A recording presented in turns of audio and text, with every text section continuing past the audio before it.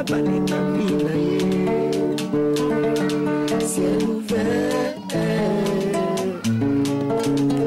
ouvert, ciel ouvert, ciel ouvert, ciel ouvert, ciel ouvert, Ngeko landaka yango, Ngeko tamaka yango, na Vincent Makeba.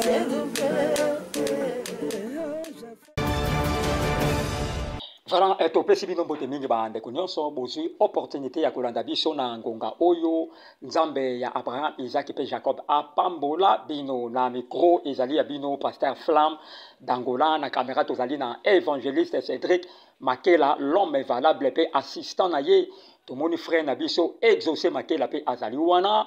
Nzambe apambola bino boyebi Ciel Ouvert TV ezaka chaîne oyo eza 100% makamba bonzambe, eza chaîne oyo vraiment ils ont propagé la bonne nouvelle partout dans le monde.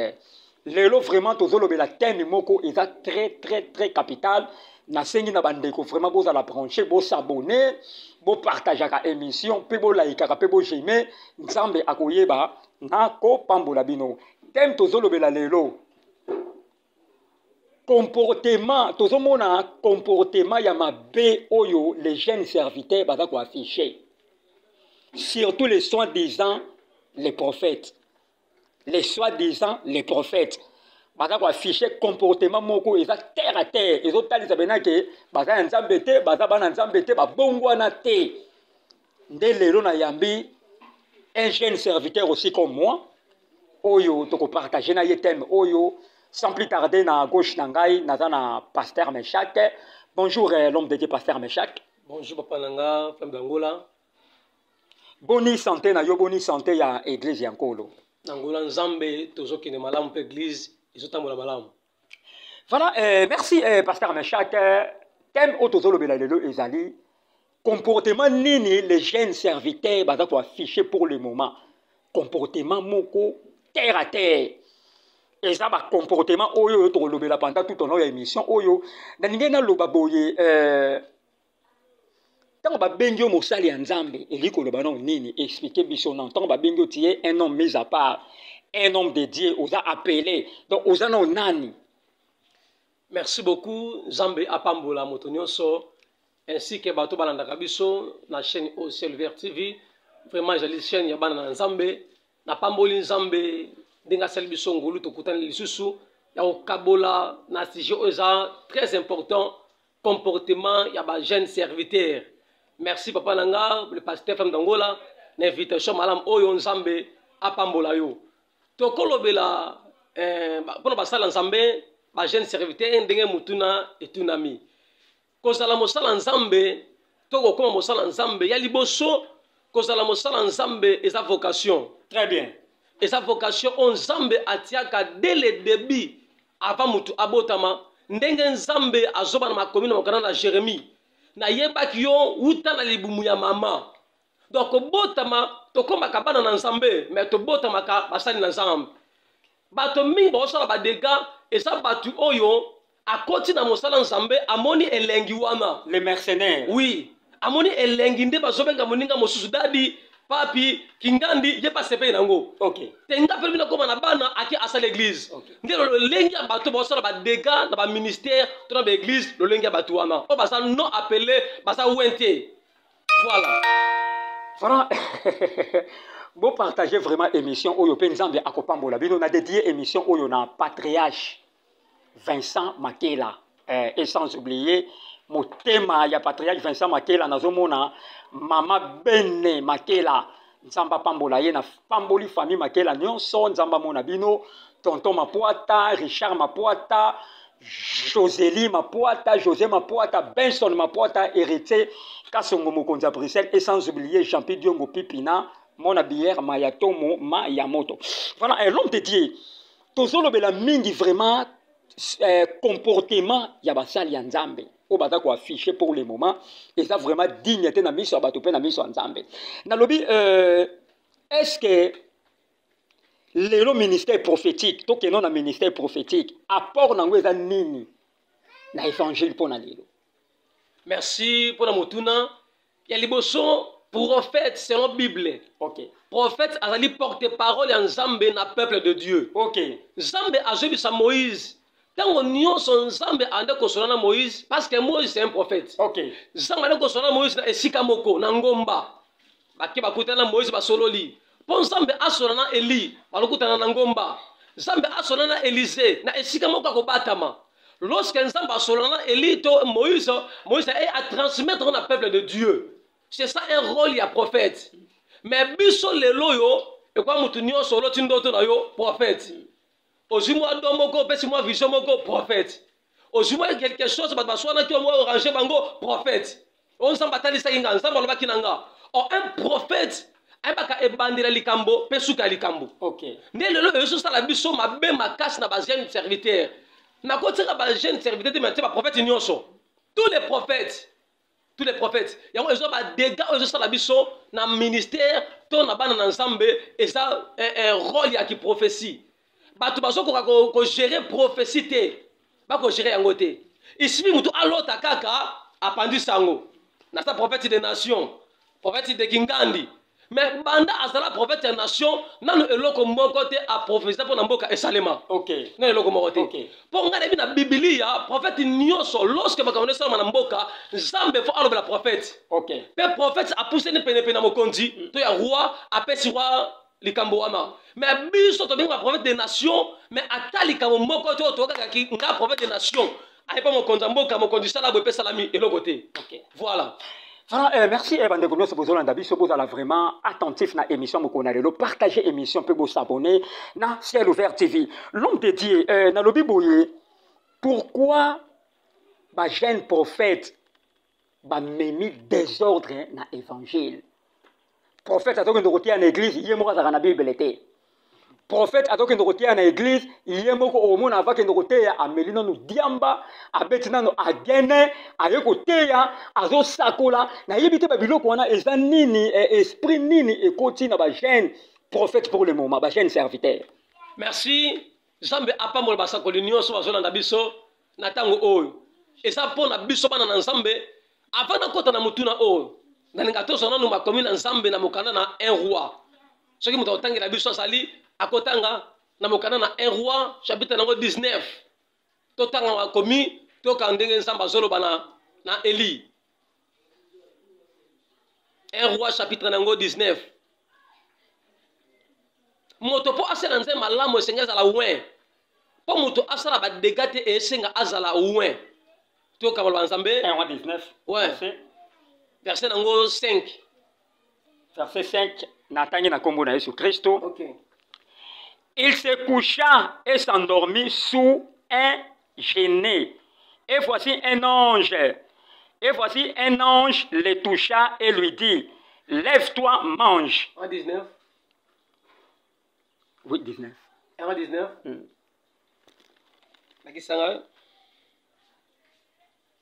OK.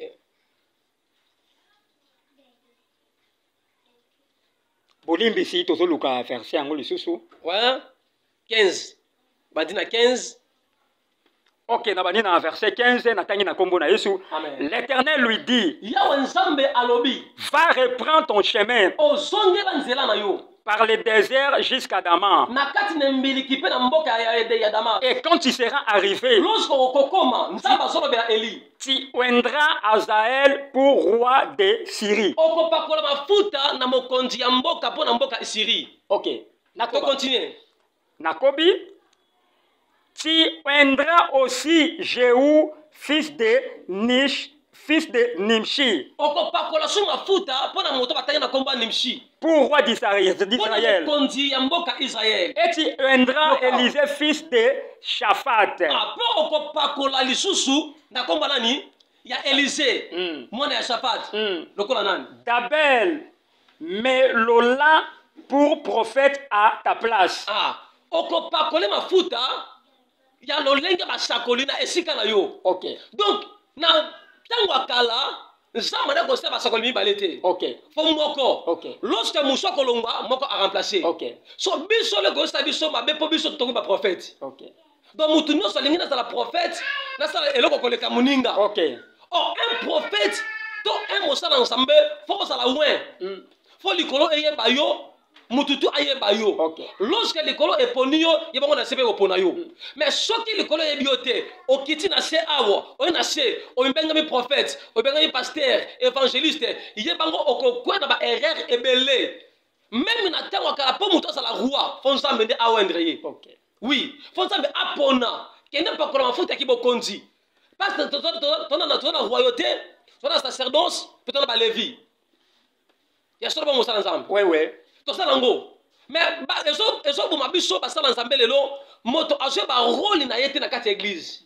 Mon sac a joué un rôle dans la carte église.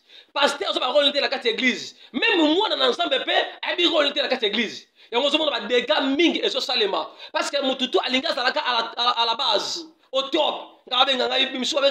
Babiki prophète, oh Kingandi prophète, donc mutu azui combo, moko alatisi yango na ministère. Na libanda bon Nzambe.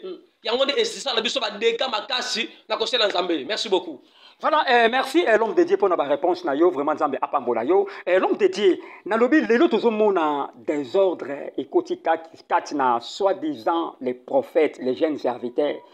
Tout le monde dans l'église, prophète, azokamba, azana basi mfutu 10, ana basi 15.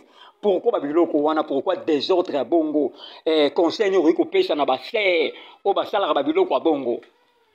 Merci beaucoup. Nako balikambo oyo et ça na makana ba jeune prophète même ba pasteur minene. OK, yana mikolo. Ya mikolo makasi. Ba mikuli. Ba kolo makasi mozo na ba jeune sœur. Et surtout, le protocole. Ok. Au protocole privé. Au protocole à papa. Au protocole à daddy. Protocole à daddy. Donc, ceux qui passent 10, mutu avec ça jour na ye. Yo ko na jour kingandi, wana tolongi ba jeune prophète, mais na tie ba pasteur nyonso. Ba mikolo makasi. Même votre kota ba komo bango te meteli bango. Ata batami, mais Nzambe ba batama été. Biso pe to yebi bango. Biso te yebi bango. OK. Moi, tout le temps, on a une mission et ça t'est. Parce que ma cambosa là, tu sais, surtout. Apôtre Paul solo, tout est permis, mais tout ne sont pas utiles. Okay. Donc, on comprend on a ma paix. Parce que la mine va prendre ma coach na kata buzoba. Oui. Donc, on va ça là, ma baisse là, on tenga pe kana sanini, na kota. Mais le col a tenu la copesa, ya. Mosala Nzambe, abenga mosala Nzambe, osa ser osa nanga, ba mekana mosala Nzambe te. Soko maman mosala Nzambe, yebango. Vino ezo la modi. O lakeli mabe vino. O lakeli mabe vino mobimba. Même na ba descendance ba jubi lakeli mabe. Bana okobota ba koko na yo ba jubi lakeli mabe. Mosala ensemble ba na erreur. Alingi yo ser, mais yo ser boyat. Tonga pasteur a poussé peme na yo ser na zolinga yo, esengeli oboya. Oui que pasteur ça na mwasi na ndaku, mais olingi.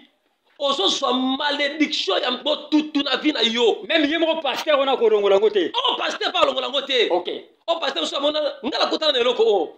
Ser babimana pasteur, abisi pasteur, pasteur bisenga moko na bonde la pona yo, na kolongola malédiction wana ko banga te. OK, lukuta.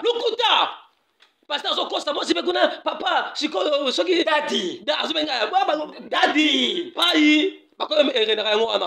Daddy na pai. O de soki benge papa nde esimbite. Donc avec ma be foka so daddy to pai. Donc monique na sa pasteur munene. Or lukuta. Basa bateau diable asa ko utiliser pour détruire ba état là bas ensemble. OK. Oui. OK. Bana c'est pas la détruire par rapport ndengo obimina pasteur. Na ko biso ko moko. Na ko tuna biso mutuna. No way. Na bana na ye, na Jafet na salaka mabe. No way. Mais oui. Ouais, mais nani la kela makabe mabe. Koko wa kana hein. Bilaki obe elandi kana. Tina lelo. Kana wana yemo kavanda kawana te asa esclave na mboka na yemoko batu busuma longa kovanda na mboka na ye mais bilaki me badina na papa na ye parce que amona ka bulumbu ya tata donc tata amona ka bulumbu na ye te o la kena mabe vino mobimba voilà. Voilà, ça barde, ils ont bardé déjà. Notamment, et c'est vraiment toujours dans l'homme de Dieu, l'homme de Dieu, dans le biboye, ndenge ozolo baboye. Ils en ont serre bazolanda yo. Ils en ont serre bazolanda yo bazoyoka yo. Oui oui. Parce que na kolinga angle oyo. Toke na ngokaka na ba serviteur te mais photo lobelango na temps où etikali to sangisa couche nyonso. Oui. to sangisa couche nyonso tozui bango nyonso to sangisa bango na saki moko tozui les pasteurs tozui les politiciens tozui les PDG tozui bato nyonso to sangisa bango na saki moko nalobi boye sikoyo soki muto aza marié azobima na mwasi ya mibale to mwasi ya misato est-ce que eza permis na Bible ezali malamu eza bénédiction mpona mwana mwasi wana eza permis te na Bible apôtre Paul soloba eza malamu na mobali kozala mwasi moko donc soki mwa mobali akomi na basi mibale to misato eza péché. Ok. Oui, parce que terre polygamie c'est l'état. Ok. Tout ça dans la nouvelle alliance. Ton attend à kalaté. Lorsque moto a pratiqué biloko wana, c'est un péché. Ok. Voilà. Ok. Merci pour la réponse Nayo. Nalobi pourquoi basé baboya gâté c'est à dadi alingiye c'est ba monika na église motei moko ki koteya a vibrer a sakolaki azoteya na français basere bakomaka complexé omonaka sere on a kaka il faut na numéro faut na numéro nalobi quel complexe o basere donc tout ça kaka jeunesse en général. Parce que le tout le monde a dégué sur la mebele mutu a quelque chose sa demande ya musala avant pas na musala Fabima na DG Fabima na chef du personnel pourquoi de telles bêtises comme ça yo dans le bi diable a régné diable a régné dans le monde pour qu'on détruire ba étoile to ba chance ba na Nzambe. OK et là que juste la biso passi ah ba serre biso bo Nzamba limbisa bino na cause témoignage na ngamoko nakenda côté ya na conférence moko to na référent Kim to lobela ka sur la jeunesse tant on a sili singa moko papa na biso ba ma mère ba sœur ba ye et tout le ko ba sœur ba ye comité ba ye comité mi numéro papa na so ma mère na bango ba jibe yanga mais na butu na la ponga kimete. OK dérangement so que na saki mutu pe makambu wana on va côté na biso ba na kota déjà ko tu me na kota na bimi na ngai mo mutaya bana ye mais nzamba osani azomona nga na ko bata mamutu mais nzamba azomona parce que nzamba bata magaete mutu ana jina nga sero na kede musika no ba mona ngai te okimi pasteur okimi bato église mais est-ce que kimi nzambe c'est ça le problème lui son nzambe etala yo partout ce que na kota nzamba azomona yo partout ce que na ofana nzamba azomona yo donc eza yango ezoma ba ser na sobe da ba ser surtout ba et surtout ba ser ba mona ka mo sakoli surtout mosakoli ntoma on toma ya nzambe wana beti ba gene na ye wana nzambe laki ba supu na tolo serge ko tia matina cher azomona ta mutute donc apôtre ça langwaki na ye so amoni ser mo comme atiki pe po ba ser mo be bilateli mabe ser azo pe so franda na tiji papa sula azu matolo atie nanstu so zo pe sa dadi offrande motelo oh yesu apesi offrande apesi offrande ya nzoto. Très bien. Donc nous on s'en fait ça. Donc et là ça biso on be ba serre ya église bois ranger parce que lui fait le ezo fongwama lui fait le fongwama pour la bino ba serre ya église mais ba se ba binga ba so pinga basala nzambe au moins attend on sala nzambe na intention na matali ka ndenge kaka serre la teli pasteur pas pengui apengui to so mona ngo esalema ebele serre la ti mabe parce que ba tunos ba ka église pour ressemble te musu asoka pour attenter pasteur nako kwa isaye ngana ngo na so sur kamba solo papa na ngai pasteur from d'Angola serre moko to na zikida akko témoigner Nzambe a frappé serre wana na ba dimension moko ti aka ko se repentir alors bi ngana loko sambe na église moko pasteur zalaki kitoko mike pasteur zalaki na mwasi mais ngana loko pour bimala pasteur ako mane mbali na ngati bala bimaka na ye so abimine bamba bako ngai na tiki na ngai so na tunie lorsque bimina pasteur o swaki nini abi papa na sepele ki kaka nebite ko sepele ko ndenge nini do ba mona ko sala ma pasteur esa lokumu esa ba gazi moko boye ba honneur moko boye do fa akomaka wana esa bakamba se ba sala yango wana ye ba ko ma pasteur ba benge mo sa pasteur mo sa prophétesse mo sa prophète et surtout ba sakolaka pour la vie na ye eskili ami pesi mbeka c'est voilà. Voilà, nous avons il y a RDC partout dans le monde, Fondation Ekumbi. Ils ont ça la promotion de visa Schengen. Une semaine aux visa Schengen, États-Unis, Japon, Canada, ils ont la primoko Norvège, ils ont la primoko abordable. Sur le niveau de la Fondation Ekumbi, na Nzombo, na Shaba, aux autres vers Gambela. donc chaba direction okende gambe la première parcelle deuxième fondation ekumbi ezawana ezopesa ba visa na prix assez une semaine aussi visa na yo fondation ekumbi nzambe apambola bino na pesi mbote na Sœur Divine Losambo motema ya évangéliste Cédric makela l'homme valable na pesi mbote na Frida Kapalala na France, ma fille Nathalie Misenga toujours na France, et sans oublier Sandra Yakanga la métisse, Vinciane Koukefi à question. Voilà, lentement, si vraiment on a toujours kakana l'homme de Dieu. L'homme de Dieu, na lobi boyi, pour na lelo désordre oyo, ezo salama kat na ba jeune serviteur. Désordre oyo ezo salama kat na ba jeune sœur na biso, au moins jeune sœur moko azaba mibali 3, azaba mibali 4, azo balancer bango. So sort ya bato ndengona e ozala nini? Soko moni muto salama kamona aza démon. OK. Aza démon. Aza la frère, aza la sœur, aza démon. OK. Mutu eloko yo sala biso boye yaya na baka ato sangi côté ka bonzambete. OK. Ba musu ba sala ngo pona pasi. Asala ngote anasala kaka boye na so kaka boye na ko biso Léa so côté na Bible na Genèse Léa alinga makite et pas ya mobile ne Jacob. Jacob azolinga Rachel mais Léa pe mipesi. On se comprend ensemble. Mais Léa a zobotele bana tandis que Nzambe asali Rachel azala stérile. Mais Léa a zobota bana aboti mwana na komba Juda alabi mbala ono sani. Na kumisaka ensemble. Azo comprendre na ba difficulté. Na makamba pasi ata mbala linginga itera sani. Na kumisa ensemble. Ata na zangi, ata na zui, na kumisa ensemble. Mais ezan pas somo na jeune sœur azo sambela. Mais na Bible lipeka asoki rokumisa Yesu nzela Yesu azali mais bisika sera so vanda aso ba ebok aso vanda na nganda ba message mibal o so idete o tabena opena sera en Christ ki tambana na mutu o so kase mamelo mais mutu ba mbumba se beba même bezoro ba mzete na nzete e bala nini na mbuma nengo makambo asa reka be funda ye atelo abatami atelo babombami lobi kuna teba ka sero yo ataki kingandi. OK, voilà.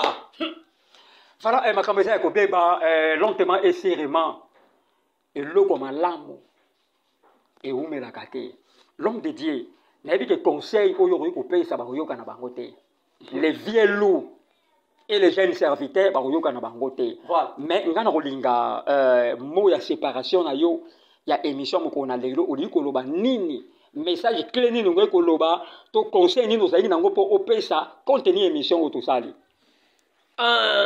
Toli na kopesa na bana na Nzambe même biso moko ba pasteur po to tsaka bana na Nzambe te parce ba pasteur ba sto na bana na Nzambe te ba sebele ba bongo na te ba pagano ba sebele o pasteur ka pasteur azote ba tu mais côté na vie ya pasteur pas rien coûte bien o fongoli mo ko kamwe o pasteur moko papa na nga dangola to kenda pa na ye asala nini aswa ka karaf azui Tirbo abalusi na carafe menga abalusi na carafe le sang de Jésus. Oui azoko ça va ça nini Maltina nzoka nzamba sa bolingwa abosana na kata chambre biso papa ya to na salon to ndiko solo la mwana na eko benga ye papa tu as oublié ton bien là-bas au chambre. Bien. Non, toi, ferme ta bouche. C'est Maltina, non, papa. Moi, la côté de la musique, je suis à Tirbo. Papa, voilà cette. Oh, toi, tu es comment? Tu es maudit. Oh, moi, je suis maudit comment? Vous êtes pas mis na poisa. Mis na poisa. Ya okobata mabiso lelo, mais lobi kuna. OK. Makambo salaka. Sans bisango, tout se paye ici-bas. OK. C'est que l'homme aura semé. Il les moissonnera. Et lorsqu'on m'a côté mon temps, ça là, on a tiré la boucate. Nous sommes au sala au boucango, pensant à commission à poissa. Toi, le groupe Sabiso, nous sommes dans l'ensemble. Et puis, quand nous sommes la malamouté, zonga na nzela nzambe. C'est pasteur azolinga baboya. Boya. Oui, que pasteur asa marié. Surtout pas na basi baza bilinga linga. Surtout bango biso nyonso. Ya atanga mna sote ya yo. So mon ego choli to iboya. Yesanga pasteur osa marié. Osa na bana. Mozo na pasteur na aliesa munene. Place occasion te azolinga. Ya. Na libuma munene. Mo on dit pasteur wana. So mon abesa mon so si pas mon pasteur oh papa. Mozo ozolinga daddy. Ozo pas libuma na ye. Tu es maudit. So osala makambo wana ya tika bongo la motema. Jésus-Christ revient bientôt. Akoya, akuto na ngambo nini. Vraiment. Akuto na bisaleli nini. Chanter comportement na yo, repentons na ndenga solo.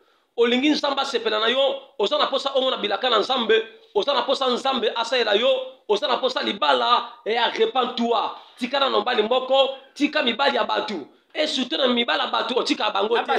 Na basia batu. Ndio olingaka ozo tinga makaka. Mutabiso kana sana muashi na sana mbaya. O tinga makaka. Okufa mabe. Oh voilà. Même écoute ataka kusonza kama mtu bongo te. O tinga mina mtu ya repens-toi. To sekonda bolingo nzambe bongo la motema. Toli ola kopesa yo Jésus-Christ revient bientôt. Bongo la motema na yo afin que nzambe asepela na yo afin que nzambe apambola yo. Merci beaucoup. Au pesa ba dédicace na numéro na téléphone. On appelle ça mbote nanga mingi ya liboso na mon papa le patriarche Vincent Makela Meshak azana mabonde linzambe amonaye ainsi que moto mbinga na plateau le pasteur Flamme d'Angola. Zambe a visité yo asalo bola mingi na sima caméra c'est mon vieux l'évangéliste Cédric Makela l'homme valable Zambe amonaye ainsi que servant de l'Éternel Maman Bénédicte bisika zali nzambe apambola ye na pesi ba mbote belé na libota nanga na pesi mbote na mama nanga Blandine Makela nzambe amona ye papa nanga Pierre Lukoki nzambe apambola ye ainsi que bandeko nanga mon grand frère propre Chris Makela nzambe amona ye na pesi mbote na Jolie nzambe amona ye ainsi que Beni Nathan nzambe apambola bango pe bana nanga bibeli na zana bango Krishna Gladness nzambe amona ainsi que Lingomba Mobimba Maranatha Zambe apambola na kozanga te kopesa mbote na papa nanga Molimo le pasteur Vincent le pasteur Gosse Mayala Zambe amonaye ainsi que pasteur Joël Mwanza Zambe apambola na linga bino mingi vraiment Zambe akanisa bino merci beaucoup. Voilà un numéro de contact. En plus 243 81 51 61 281 plus 243 81 51 61 281. Voilà, merci pasteur Meshak pour l'émission Yamokona Lelo Nzambe vraiment à Pambolayo abondamment. Na micro ezalaki yabino pasteur Flamme d'Angola na caméra tozalaki na évangéliste Cédric Makela l'homme valable. Na yebi ke bandeko mingi bobenga ki bolobi ke na ba émission to sala mikolo yo bo mona ba numéro na biso ba otia te. Wana ezali ingénieur Cédric nde a otia ba numéro na biso te ba présentateur. Numéro là, c'est plus 243 98 18 22 616 plus 243 98 18 22 216. Yami Balé Zali plus 243 89 65 50 578 nyo sing balé eza na WhatsApp. Soki o komeli ngai na ko répondre yo ba suggestion na bino, ba remarque na bino bo komeli biso na ba numéro na biso ya WhatsApp to koyeba na ko répondre bino. Na caméra tozalaki na évangéliste Cédric Makela l'homme valable na micro boyebi ke eza bino pasteur Flamme d'Angola et sans oublier assistant na ye frère na biso exaucé Makela. Na pesi bana nyonso ya livade de Bereka nzamba mona bino bana nyonso ya Maranatha nzamba mona bino bana nyonso ya Les Rochers sali nzamba mona bino na pesi mbote na maître Idi Amen maître Jules Consolata maître Daniel Tumba mon avocat Cambès na pesi mbote na prophète Conde de Paris Mama Bijou Conde de Paris Azimutale Papa Dubaï na Bruxelles Azimutale Papa Dubaï na Bruxelles José Nzita de Bruxelles na pesi mbote na pasteur Shekina na Allemagne pasteur Shekina na Allemagne nzamba mona yo pasteur Pedro na Luanda na igreja Betania nzamba mona yo na pesi mbote na bana nyonso ya maison de prière de solution na pesi mbote na mama Igete Simao na Hollande libanga na yango wana Jobobo libanda na États-Unis na pesi mbote na le diamant noir mabenga a kombe kimingai eza ba kombo pasteur Vincent Abwaka kama kombe kimingai nazo sukisa na libanga oyo na pesi mbote na mona bière Mayatomo Mayamoto. Ciao.